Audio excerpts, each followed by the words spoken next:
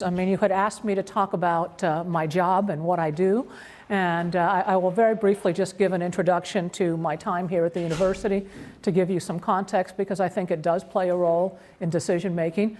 I started at the university in 1986 as an assistant professor, so I've been here for 33 years. That's fairly unusual for university professors, for university presidents that generally come from the outside. So I've been through the whole tenure process here. The jobs that I've held here, my first, I guess, administrative job, I'm a clinical psychologist by training, child clinical, work with particularly at-risk adolescents or adolescents in at-risk environments. My first job was as director of clinical training in the psychology department, which included directing a clinic that served the public in terms of mental health. I was chair of the American Ethnic Studies Department. I have been chair of the psychology department. I directed the honors program. I was dean of arts and sciences, and I did serve as provost. And what that means is that to some degree, when I do make decisions, or when we pass policies and legislation, I at least have a pretty good chance of how that would affect a department chair, how that might affect a faculty member, how that might affect a dean. And that's important. How I would describe my job very quickly, and I know it will sound facetious, but there's a lot of truth to it. Anything that goes right to the university is a group effort. There is no question. I do not do anything good by myself. I work primarily through other people.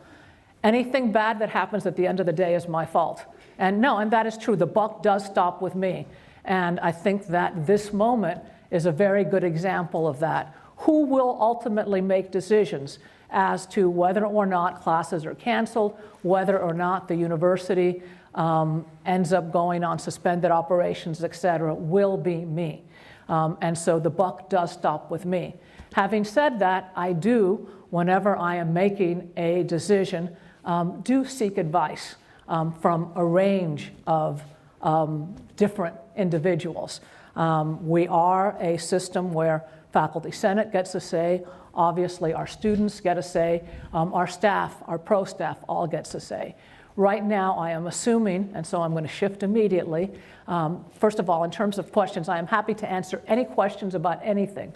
I am kind of assuming that people are primarily, based on the questions I'm getting on email, et cetera, are concerned about COVID-19. So I've asked Dr. Geoff Gottlieb, who is the chair of our advisory committee on communicable diseases, and they have been working pretty damn close to round the clock on being on top of things and offering me the very best advice possible as we are making decisions for both decisions about the university on a day-to-day basis, but I can assure you that we are talking about preparations for both the possibility of suspended operations. At this point, we're also considering the possibility that we may start late the next act. All of those things, we would be silly if we were not. We are not necessarily anticipating, but we need to be prepared for those decisions and how do classes get taught, et cetera. I'm going to ask Geoff if he would say a few words about COVID-19 and what we know about it and where the committee is at, and then either one of us, depending on the question, will answer. Geoff, thank you so much for being here today. Some snaps to Dr. Gottlieb. And folks, yes. Do please close your laptops. And he is both a medical doctor, he is also on the faculty in terms of research, and is also involved in global health. So he has a very nice view of things. Very informed view of things. Geoff? Thank you for the introduction, and thank you for inviting me. I appreciate the chance to talk to you. I think we've all been reading about COVID-19 and the associated novel coronavirus in the news and talking about it with our friends and family. Just some background, coronaviruses are ubiquitous in our world. A few of them cause the common cold, and several of them are common in animal species, and on several events, they have jumped the species barrier and infected humans. We know about SARS from 2003 and MERS in 2012. And then, as late last year in Wuhan, China, we learned about this novel coronavirus that's now going by COVID-19 for the disease name and SARS-CoV-2 for the actual virus name. So you'll see a lot of lingo out there. What do we know as of today? We know there's at least 90,000 people on the globe infected and about 3,000 or more who have died. We know, dozens of countries have cases, now pretty much on every continent on the planet except for Antarctica. We know Seattle has been in the news because of the first case in Washington State in the United States in January, and increasing numbers of cases in our community. As you probably read, we've had 9 deaths and 21 cases in the Seattle region over the last few weeks, and a hotspot at a long-term care facility in Kirkland. UW Medicine, which, as you may or may not know, manages the University Hospital, Northwest Hospital, Harborview, and Valley, have been working around the clock to take care of patients, help test people in coordination with King County Public Health, and for our colleagues in Tacoma, Public Health, as well as the State Health Department, and really working to figure out how much of COVID-19 is in our community and how best to mitigate disease transmission and take care of those people who are infected and having symptoms. We're thinking about that on a daily basis on the campus as it pertains to students and staff and faculty and other academic personnel. And maybe I'll leave it there as an intro, and happy to answer any specific Well, a couple of things that I think I might add is that the committee is in close touch with not only the CDC. I know that some people mistrust the CDC. I'm not going to go into whether you should or shouldn't. But we're also in very close touch with King County and state public health officials, also with our experts at UWMC, which are amongst the best experts in the country. And so there is no question. I want you to know that everybody in this university, I won't say everybody, but all the leadership in this university has heard from me, and they have been asked to communicate that, so if it's chairs to faculty, et cetera, that our number one concern is the health of our community and the individuals in it. And that will be what guides all our decision making, is number one, the health of our faculty, staff, and students. It's also been communicated to everybody that, let's say UWMC makes one recommendation, let's say, we should suspend X activity, and we get a different recommendation from the CDC, we will go with the more conservative recommendation. So we will very much look at our local experts as well as looking at the CDC. So we are getting the best information possible. The information goes to me. Depending on the specific issue, I may consult with the provost tomorrow, meeting with Board of Deans, et cetera. We are trying to update the FAQs almost on a daily basis. We are meeting sometimes 2-3 times a day, virtually more often, because, and I think that this is something I want, I'm not sure I need to emphasize this, but information changes sometimes from day to day, from hour to hour. And we can anticipate forward to some degree, but things can change very rapidly. And we need to make the decisions that we're making based on the very latest information. Happy to take questions about anything. All right, y'all. So now is the time when you are welcome to raise a hand if you'd like a question, and please address our speakers as President Cauce or Dr. Gottlieb. All right, what questions do y'all have? Begin with Cooper. Thank you, President Cauce, for being here. I have a question from somebody who's not actually able to make it Sure. today. Their question is, successfully controlling cases in China and Singapore has shown that in order to prevent large-scale outbreak, both outside potential transmitters, people who have been in places where cases are exploding, for example, Wuhan, Italy, or Korea, and inside potential patients should be quarantined and treated immediately. How does the UW make sure the two sides are under control while so many faculty and students commute every day and the UW Rome Center students are coming back now? Okay, I'm happy to answer that question. And that is a question that we have put to the advisory committee. In other words, should we be canceling classes? Should we be canceling events? At this point, the answer that we have gotten is that is not necessary at this time. The best measures that we can be using, and you will have noticed that when I came in, I did the elbow bump as opposed to shaking hands, et cetera. And Geoff, please feel free to add in there, is I think the best things that we can do is, first of all, wash your hands, wash your hands, wash your hands after you've touched surfaces, et cetera. Wash your hands. You can watch video that tells you 20 seconds, sing happy birthday to yourself twice, count the alphabet with, A1, B2, however you want to do it, but to practice excellent hygiene.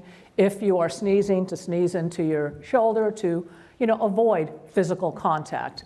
So that there are things that we can do to protect ourselves maximally, but the best advice we are getting is that this is not the time to be suspending classes, to be suspending events. We are prepared for the fact, and we have been talking with our faculty very, very actively about online, email, and we are prepared to go to that mode should the recommendation come that we should do that. Geoff, do you want to add anything? I would just add, every day the ACCD and King County Public Health and the State Health Department and the folks at UW Medicine are discussing this, and each day deciding about recommendations about that and bringing it up to leadership to echo, things that we can do to protect ourselves. In addition, I would say if you're sick, if you've got a fever, Yes.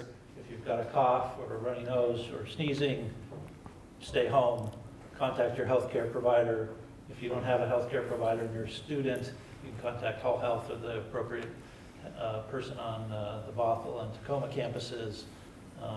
But we're really trying to think about measures to protect all of you, all of us, and those are things that have been proven to work. The directives that we've given, and again, I work through other people, so to the vice presidents, to the directors, in terms of staff, to deans, to chairs, et cetera, is first of all, anyone that is feeling like they might have it, that they're having symptoms of any sort, stay home. And that is the case in terms, and we are trying to very clearly not create any incentives to come in. So for there not to be any kind of, quote, punishment if they don't come in. So we're just asking them, please stay home. I have been asked numerous times, and so I'm anticipating this question, about what happens if I'm so anxious, so scared, et cetera, et cetera. First of all, I want to be clear that I think that we make our best decisions when we're as calm as possible. And I think that to the degree that we aren't panicked, we will make better decisions. We can put, Dr. Gottlieb can talk in more detail about this, but this is not a disease that seems to be affecting healthy young people. In fact, this year, the flu seemed to have a greater than usual effect on young people. I actually did have the flu this year, type A, but it does not seem to be as you know, the overwhelming number of people who died were in a long care term and were both elderly and had other illnesses and diseases. So, in terms of most of the people who get this that do not have other kinds of illnesses, the symptoms are similar to that of a flu. A fever, a cold, a cough, and then people do recuperate. So put that in perspective. Having said that, if someone is having panic attacks about coming to class, if they are so panicked that they can't function, that is also a health issue. And if you're having a health issue, you should talk to your instructor about it. What we have told deans to make sure that they tell chairs, and we are talking to deans again tomorrow, is that that instructors should give students maximum flexibility to make up for any work that they are not participating in the classroom. So in some cases, it may be doing some work online. In some cases, it may be, depending on where you are in a quarter, an incomplete, and then you make it up next quarter, but that, we should be maximally flexible in terms of if a student does not feel that they can or should go to class for health reasons, either mental health, physical health, compromised health, that we should accommodate them as flexibly as possible. And that is what we are asking people to do. Timothy. Yes, so a lot of the students have been afraid not about catching themselves, but about spreading it to people they love. Because we know we have, as young people, we are much more capable of fighting it off. But for the people that we interact with when we go home, for the commuters, for people who have jobs, things like that, it's much more severe if they risk catching it on to their grandparents or to their parents or to any relative that has anything respiratory issues. And I believe that, I don't know, one part of my question is if you want to comment about the petition that started. I don't know if you're aware of this, but almost within 24 hours, it's gone 18,000 signatures, which is one of the fastest growing ones I've ever seen, and it's very impactful to the UW students because this is one of the ways we have been expressing our concerns. No, I certainly, like I say, I certainly understand the concern. I have seen the petition. I've read some of the issues that students, have brought up. In some cases, it's parents. And like I say, at the end of the day, we will be, if you make the decision not to go to class, we will be maximally flexible in terms of trying to make sure that you get your grades, that you're not penalized, et cetera. I can't make that decision for you. But like I say, the one thing is my expectation would be if you're not going to class, you are self-isolating. So you are staying at home and not going out. I would just reiterate the best way to protect your family and friends and loved ones is to do the things we just talked about, which is staying home if you're sick, washing your hands, practicing respiratory etiquette, covering your cough, and avoid touching your face and those things. So those are the things you can do to protect, immunocompromised people in your community, elderly people in the community, people with chronic. It may be worth pointing out that that this is not airborne. So simply breathing the same air, that that it really is about proximity. It also you want to be cleaning surfaces, et cetera. Yeah. I would just add this is really thought to be a droplet transmission disease, which means about a proximity of 6 feet is what we think is likely to be the most risk for transmission, and then, touching surfaces and then touching your eyes or nose or mouth. Mia. Yeah, so what plans are you all making for folks living in residence halls and great chapter houses? Yes, Denzel, you want to say a few words? Or? Sure. We actually have, before this virus actually occurred, hi everyone. Before this virus occurred, we actually have had some isolation spaces within housing to be able to move people who are sick or really needed other spaces. We are actually looking at the capacity to ramp that up. I guess the fortunate thing, if there's a fortunate thing in this particular scenario, is that we are at the point of the year where people do internships, they leave, they study abroad. So we actually are looking at increased numbers of spaces in housing where we will have the capacity to, we're not going to create a hospital, but if somebody needs to be monitoring themselves, we can have a significant number of spaces that we could create on short order to make that happen. All the chapter houses have been asked, and this is actually when we had an issue with meningitis, we had an issue with mumps, we had issues with chapter houses, and each one of the chapters, in conjunction with their chapter leadership and advisors, were asked to develop individual plans to address this. We know it's a little bit more challenging in such a densely populated environment, but we also stand ready to help those chapters. Is it Samia? Yeah. Samia. Hi, thank you again for coming. I think Sure. it's very important to get the information out. Absolutely. Who are immunocompromised or like have diabetes or are higher risk, and who rely on home health because maybe their provider's in a different state or they are, if they're from their parents,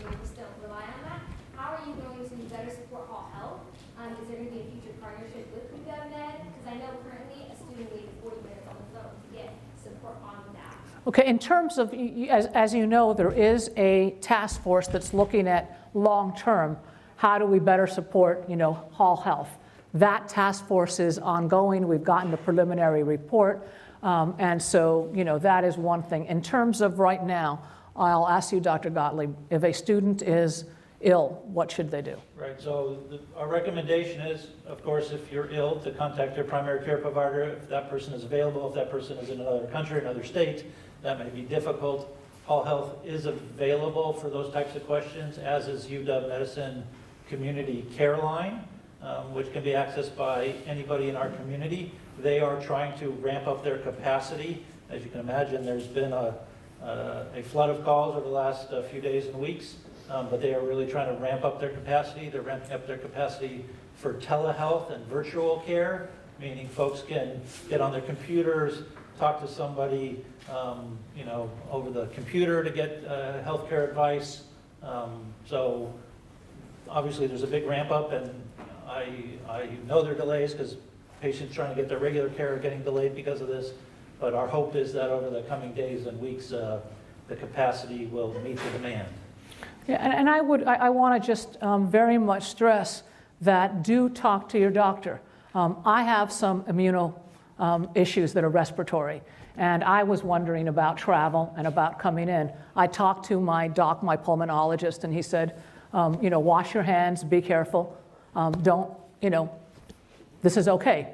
And so what I'm saying is that, don't assume, please talk to your doctor. If your doctor tells you don't come in, et cetera, of course, don't come in. But don't necessarily, I think that self-diagnosing at times does not lead to the best diagnosis.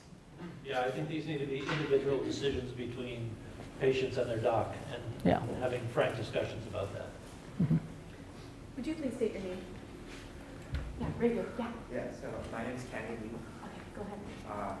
On the topic of densely populated areas, is UW taking measures to account for future high-trafficking events, kind of like the cherry blossom season, where hundreds of people coming? We are having those discussions.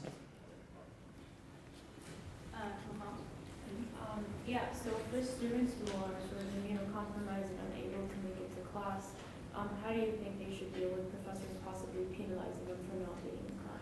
If a professor is penalizing you for not being in class, I would suggest that you write a note to the chair, and if you want to, CC me at president at uw.edu. We are asking our faculty, in fact, to be maximally flexible when students don't show up to class. So if you're being penalized, I want to be clear that even though at the end of the day I do make the decisions, that our faculty does have academic freedom in terms of their grading, et cetera, but we would certainly engage in some robust conversations.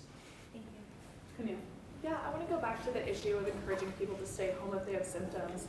What is being done to allow people to do that who may, for example, rely on an hourly wage to pay their rent or get food, or staff or faculty who may not want to use their sick days for simple cold symptoms? We are having those discussions with HR right now, and we are trying to create the conditions that allow for maximal flexibility on the, what we don't want to do is have someone coming in because if not, they can't pay the rent. So we are trying to work on what it is that we can do so that in fact they can stay home. Emily. I was just wondering on our university policy right now for the students who are coming back from study abroad, although this virus isn't really fatal for people in our age group, an outbreak of getting the virus is still a concern. I just want to know what your policy is on that. We're actually waiting to make a final decision. We will probably do that tomorrow morning. We may ask students to, certainly if they're showing any symptoms, we will be asking them unquestionably to self-isolate, but will we ask them all to do that or not? We're having that discussion as we speak. Lucas? Yeah, you were talking about talking with your primary care provider. And in some cases, that's somewhat of a class barrier. Can you please speak on what you recommend for uninsured students to do in this time? Yeah, so I think for students who don't have a primary care provider or don't typically or struggle or challenges with access to health care, Hall Health has some resources for discussions about that. UW Medicine also does. Calling the community care line or some of our resource lines, or calling the advice line for public health, those don't charge a bill. Virtual care may or may not charge bills related to this, and UW Medicine is trying to think about how to provide the most access and not penalize people who might have challenges with paying for health care. Yeah, what I would tell anyone, if you are sufficiently concerned about your health and you're going to err on the side of your health.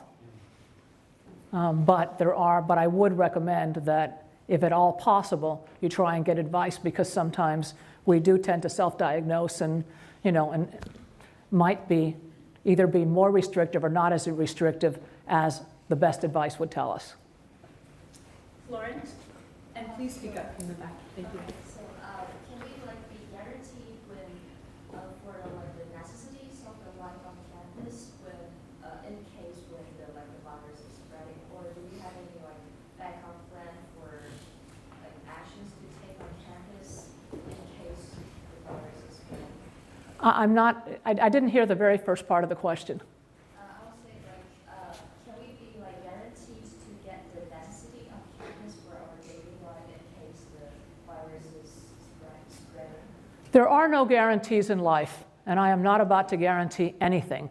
What I can say is that we are prepared for, we do have, and we've actually activated our emergency preparedness center. We are prepared for the possibility that there could be an earthquake. We do have backup food, et cetera, et cetera. If we are all stuck here for 12 months, I can't guarantee you. But what I'm saying is that we do have, we do have emergency preparedness for a host of different possibilities, and I think that you can feel a certain amount of confidence that, for example, if we have students who cannot get home, et cetera, that we will be able to provide them. I mean, if you think about it, our hospitals are providing care for not just us, but for the entire city. And like I say, there are a range of different, every year we have exercises about what if there's an earthquake. And so we are prepared for the fact that students might be stuck on this campus and not be able to go anywhere because we're surrounded by bridges. So, I mean, I think you can feel confident that we're reasonably prepared, but no, I cannot give anyone guarantees of practically anything. Yeah, I would just add that the Pacific Northwest is probably one of the most prepared for pandemic issues and preparedness. We have a very good public health system, better than most around the country. We have a great academic medical center. We have lots of research in this field, and we have very good liaisons between all those groups.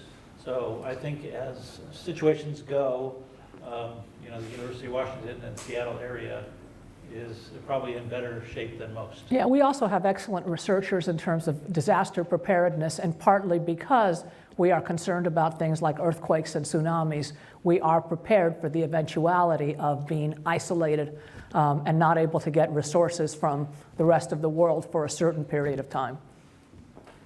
Gloria. Hi.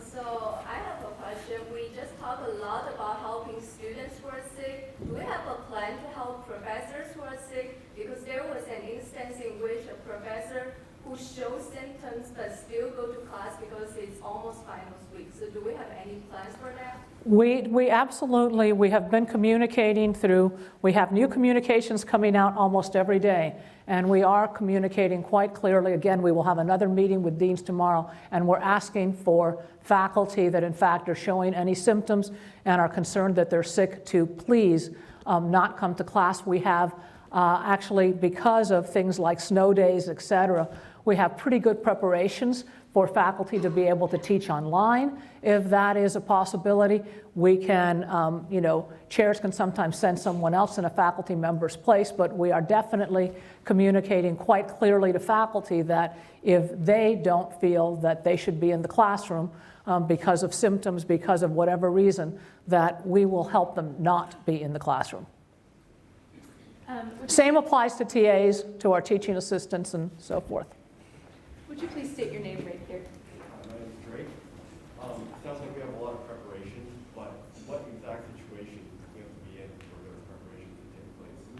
Well, I mean, like I say, I wish I could tell you that there's an algorithm, and that when X happens, we will go to, we do look to our committee to give us recommendations. We always, I can tell you, I have been involved in many calls on snow days. We look at things like what's happened in the Seattle public schools, because that affects our faculty and who's going to be home. And so we look at a range of different things, and then at the end of the day, I make the call. But there isn't an algorithm. Sarah? Hi.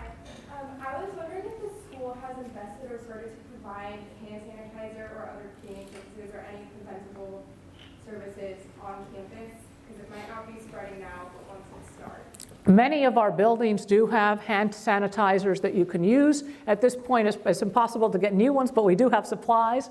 And we have actually asked our facility staff to look and see if there's buildings that don't have them. How can we make sure that that's available?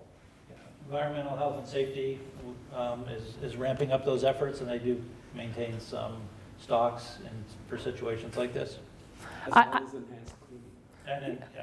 And I do want to say that, I am, all in favor of Purell when you're not able to wash your hands. It is a good thing to do in hand sanitizer, but there's nothing as effective as actually washing your hands. So that, please wash your hands. Use hand sanitizer as a backup when you're not able to wash your hands, not instead of washing hands. Washing your hands is more effective. Right, and you should be doing that several times a day before you eat and things like that. I mean, most of us are only washing our hands, after the bathroom or maybe before we eat, but really being cognizant of washing your hands multiple times a day, and in situations where, your hands are going up to your face. Mm-hmm. Robin? Hello, President Cauce. Once again, thank you for coming. Absolutely. And forgive me for switching topics, but the College of Arts and Sciences intends to consolidate the humanities departmental advisors.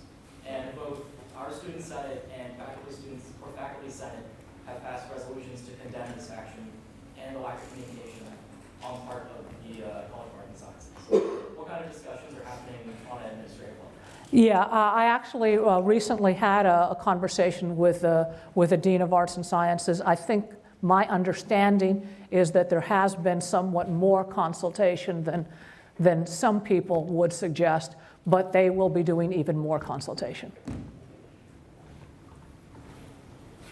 Peyton? So this is back to the coronavirus, and it seems to me... Sure, and I'm happy, you let me know when you want us to. I'm happy to be here as long as you would like. Yeah, I get the sense that folks really want their questions answered. And I'm happy to be here as long. I'm just saying that I know you have other things to do too, so. It seems to me that a lot of the preventative measures that we can take right now are, they require the action of the individual, so self-isolating, recognizing someone's own symptoms, and I was wondering, in relation to participation points, if that is something that you have talked to the professors, because I personally have been reached out by some professors who are like, don't worry, you can miss if you need to, it's just a point. But I think about there's some students who maybe that point is an A- versus an A, or maybe they have parental pressure, or given the financial, burdens that many families make, so students go to school. I know that for some people, coming to class isn't just a point, it's actually, I am, dedicating myself to my values and to my family. And so I was just wondering if, it seems like a trivial thing, but I know that I know that we all are thinking about it. So Yeah, I will get to that question first, but since you asked about, some of the other things that aren't individual, I can tell you that our facilities staff is cleaning, for example, handrails more often. They are doing, that they have ramped up their cleaning as well. So it's both you cleaning your hands, but the surfaces around you are being cleaned more often than they were before. That does not mean you shouldn't wash your hands, but I'm saying particularly those areas that are touch points like banisters, et cetera. So we are doing some structural things as well. In terms of faculty, like I say, that's part of why we're talking to the deans. We may have a meeting of chairs, et cetera. Some faculty, quite frankly, are more comfortable reaching out and talking to students, and some are a little bit less that way, but the message that we are getting out to faculty, and they will be receiving another one very, very soon, is, please go out of your way to what we want, okay? I mean, this is our goal. with our faculty, with our HR coordinators, with our directors, et cetera, is we want people to have, we don't want to create any incentives for anyone to come in when they have symptoms. You know, we don't want to create any incentives of that sort. And so what that means is we don't want to have any disincentives for someone making the decision not to come. Gloria. So still about the faculty, we know that the finals are coming, so some professors are very strict about the rules about the finals, so they really want students to actually sit in the hall and take the finals. So do we have any measures to allow students flexibility regarding finals? There will be flexibility for students who cannot attend, whether we're talking about classes or finals, et cetera. Gabe? This is another slight change of topic. Sure. I'm sure it has been brought to your attention by RSOs on campus, such as United Students Against Sweatshops, that the student body is pretty concerned about some of the University of Washington's investments. And at the last Board of Regents meeting, we were informed that the university was looking into it, and I was just wondering if we could, if you would be willing to share. Well, I can tell you in terms of the investment that has been brought to our attention, which is, oh God, I don't remember what company, but that they were investing in bail bonds.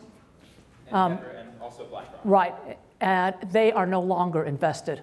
They have stopped those investments, so that is no longer an issue because they are not invested.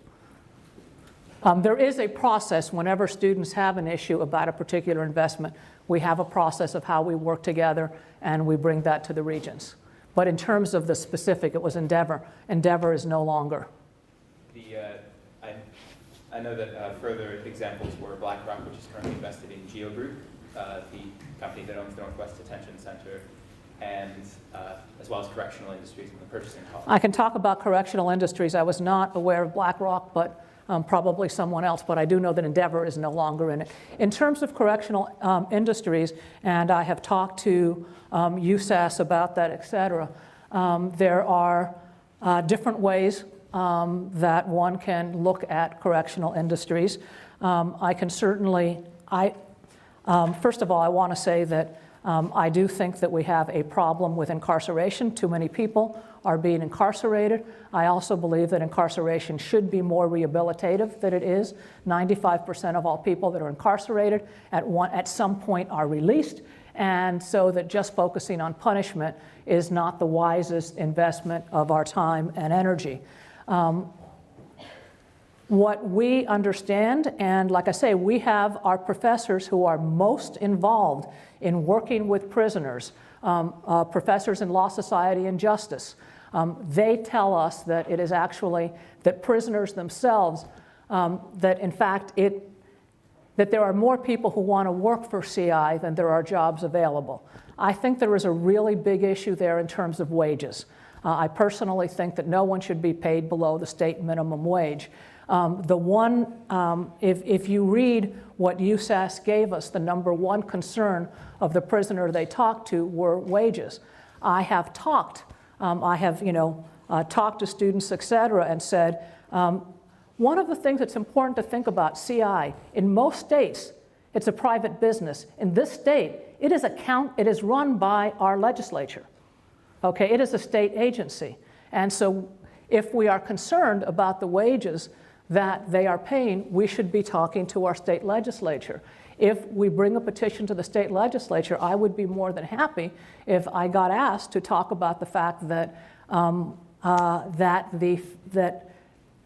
that to the best of my understanding, the fact that wages are what they are is creating a situation where there isn't anyone else doing this work. When we last looked at buying furniture for the dorms, we got 3 bids. The bid that we took was not Correctional Industries, but they went out of business before the contract started, and the 2 wages we had, the 2 bids we had left were Correctional Industries and a company in Southeast Asia that we did not believe met the kind of fair labor. So what I'm saying is I do think there are ways of making a change. The best place to go is the legislature. I am more than happy to work with students about how do we go to the legislature and talk about them, given that it's the state agency. So far, when I have reached out to students about, let's talk with Professor Herbert, let's work together, they have not been willing to meet with me about actually working together. But I am more than happy to do that with students who would like to. I think that because it is a state agency, all of you, well, many of you vote in the state, and we have a fairly progressive legislature, and they run this. You know, it's very different. Other states are very different. They have private agencies doing C1. That is not the case here. Edward? So I think we've all experienced in this, we've all experienced a lot of political polarization and intolerance of certain ideas on campus, that certain voices are quieted down when you know, it's much healthier to engage in a conflict and having differences of opinions. Are you working on anything that would sort of reverse this trend? This is a difficult time that way. We are more polarized as a society. We've lost the middle in lots of ways, including losing the middle class, which is a very large issue and something that I think through programs like Husky Promise, et cetera, we're fighting very hard to rebuild through universities like this.